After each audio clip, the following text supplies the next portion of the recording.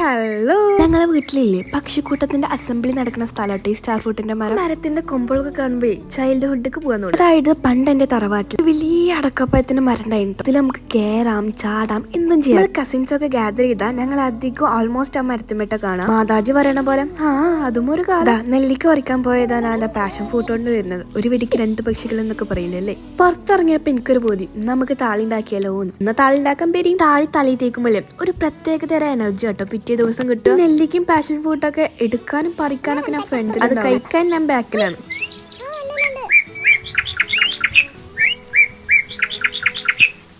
ഞാനും കിളിയിലും ഭയങ്കര സംസാരം. മാതാജി എപ്പോഴും പറയട്ടോ, നീ ഒരു കിളിയായി ജനിക്കണ്ടേ. യാത്രക്ക് വേണ്ടി ഈ നെല്ലിക്കും പാഷൻ ഫ്രൂട്ടൊക്കെ വിറ്റാമിൻ സി ആയാണ്. എനിക്ക് പുളി പറ്റൂ. ഇപ്പൊ ഞാനും മാതാജിയും തല്ല് പറഞ്ഞിട്ടല്ലേ സ്ഥിര പ്രയോഗം. നല്ലതൊന്നും കഴിക്കില്ലെന്ന് പറഞ്ഞിട്ട് ലാസ്റ്റ് ഈ താളിക്ക് ഞാൻ നെറ്റ് ഉപയോഗിക്കണം. കുറച്ചെങ്കിലും കുറച്ചേരം പോയി കിട്ടും. ഈ ചെടി ഒരു മാന്ത്രിക ചെടി, ഐ മീൻ മാജിക്കൽ ചെടി എന്നൊക്കെ പറയില്ലേ.